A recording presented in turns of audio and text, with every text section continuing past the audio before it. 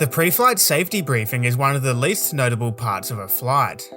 Most people don't even bat an eye to the instructions, and this is understandable. Modern safety briefings function more as an ad than a safety message, but they do contain some critical information, some of which is not always in the airline's presentations.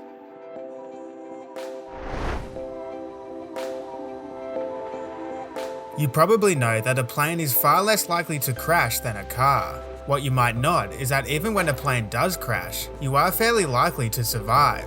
On average, more than 95% of occupants survive in an accident, and 55% even if it is classed as severe.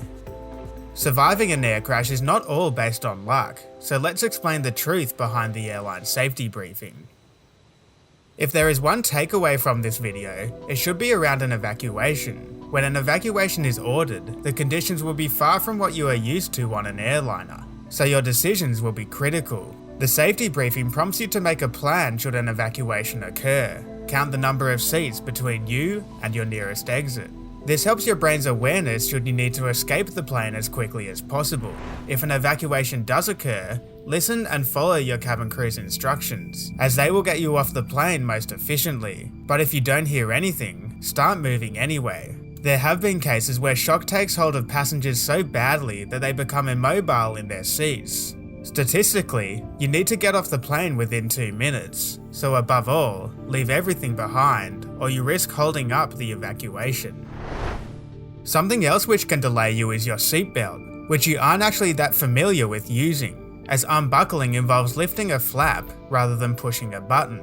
Since humans tend to revert to their standard response, such a trivial task has been found to impede people in evacuations. The safety briefing will always demonstrate the use of the seatbelt, maybe even practice it yourself. Your brain needs to be used to this action should it be required urgently.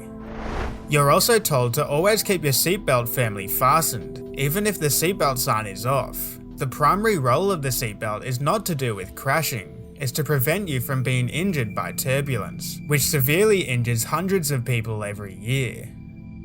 Fire is clearly a significant danger to an aircraft. For this reason, smoking is strictly forbidden. A more likely fire danger though is the threat of lithium-ion batteries, like the one in your phone. They can combust when damaged, and a recent addition to many safety briefings is to not move your seat if you lose your phone. A cabin crew member can take proper precautions when attempting to retrieve your device.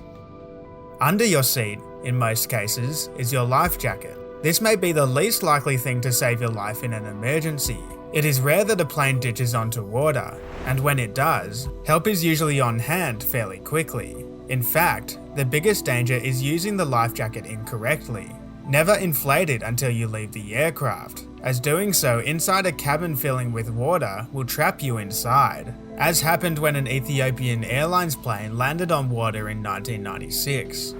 A piece of equipment that is often used incorrectly is the oxygen mask. Time is critical when they are deployed, as the cabin has lost pressure, so promptly fit your mask over your nose and mouth to avoid succumbing to hypoxia. It can be difficult to feel the oxygen flowing, as the bag may not inflate, but rest assured, if you can breathe and you're conscious, it is indeed flowing. Again, if you ever do this, the cabin environment won't be what you're used to.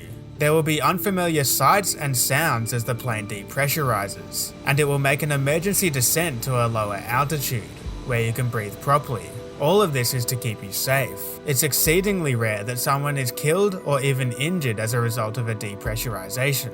In fact, it's exceedingly rare that anyone ever dies or is injured on a plane. But while the safety briefing is often tedious, you never know what information you might need, so pay attention to it next time you're on a flight. You may notice there is more to it than the advertisement.